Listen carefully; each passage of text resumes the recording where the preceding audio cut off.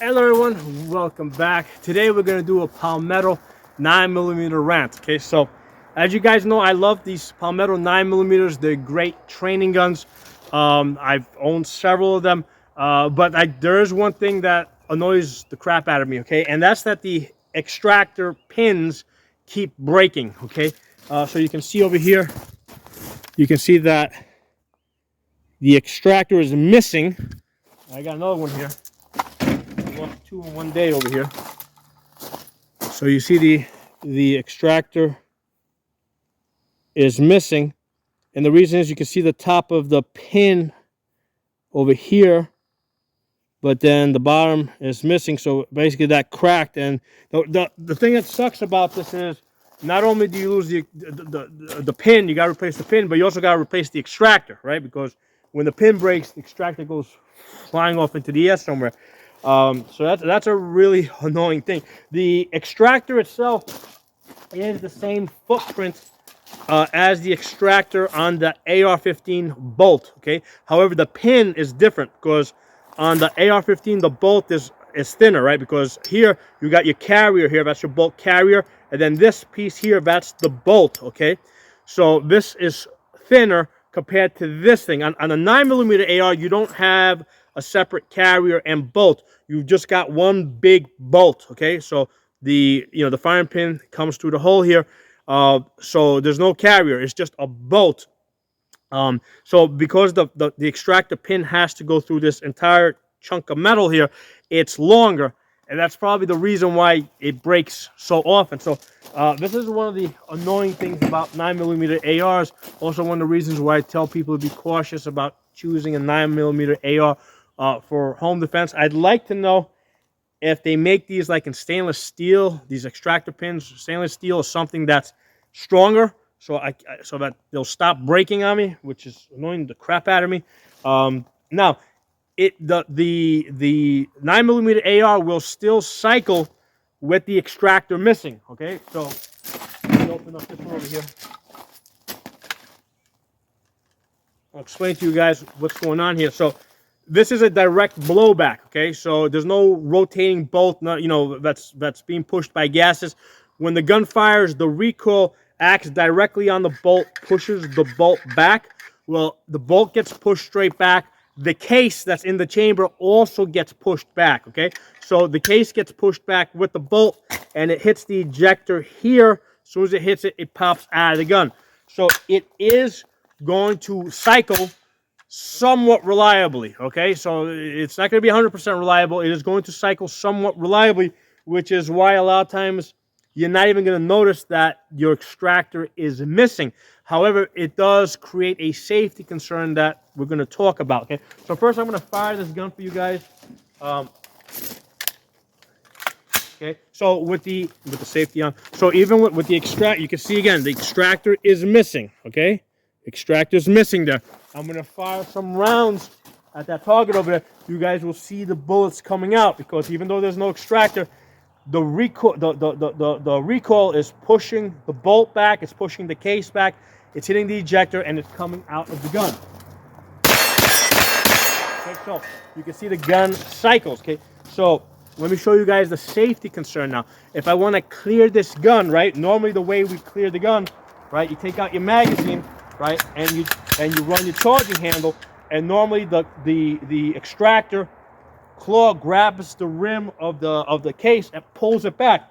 However, there's no extractor there to do it. So even though I'm cycling this, the case is still in there, right? So let me see if I can get right there. So you can see the case there. See how it's not grabbing that, right? Because there's no extractor there to pull it back. So the way to get it out, instead of, you basically have to point this up. You point it up, gravity is going to let it fall out. Did it pop out? Yeah, it came out. Dropped on the ground somewhere. All right, so yeah, so now I cleared it by pointing it up. Let's do that one more time. So I'll fire 2 rounds. Now, if I want to clear the gun, I'm going to drop my magazine, right? If I point the gun down, it's not gonna grab it. I have to point the gun up. I'm gonna put my hand this time here so I grab it. As gravity pulls it out, and basically there it comes. It came out. Okay, so that's one of the things to be aware of with these pins, these extractor pins that keep breaking. I mean, it breaks with high round count. Eventually, you'll get there, right? You know, it's just a question of time how long it takes you to run up that round count to the point that the extractor pin breaks. But the key there is that the gun will cycle. Okay, so you may not notice that you broke your the pin and you lost your extractor. However, when it comes to clearing the gun, okay, you know, you can't just drop your magazine, right? You can't just drop your magazine. You know, do this. All right, and be guns empty. You actually so I've actually made a habit with these 9. I mean, I do it with all the guns anyway, but especially with the 9mm ARs, I basically look in that chamber. I don't just do this. I make sure I look in the chamber and I see that hole. Okay, you can't just do this and because you might have broke your extractor. So something you gotta be careful with these 9mm ARs. So and like I said, I'm hoping that somebody makes a stainless steel extractor pin or some other harder metal than whatever these pins are made of, because I'm tired of losing extractors. Again, these are great guns. I use them for training, mostly beginners, because the same magazine that goes into and ammunition that goes into this gun goes into this gun. Okay, right? And what I'm able to do is, you know, normally I train people first on the 9mm AR. Once I got them shooting targets out to 50 yards. Then I'll basically start training them on the pistol, and I don't have to worry about, okay, I need this ammunition and these magazines for this gun versus the other gun. Both guns take the same magazines, same ammunition, so it's a big training convenience. However, it is annoying that these extractor pins keep breaking and I keep losing extractor. So that's I felt this need to get this off my chest today. So thank you all for listening to me. I'll talk to y'all soon.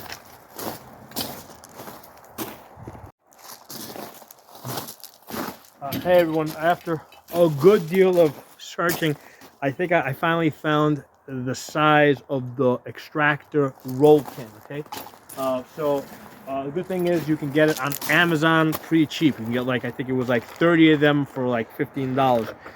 It is 3/32 by 5/8. Okay, 3/32 by 5/8 of an inch.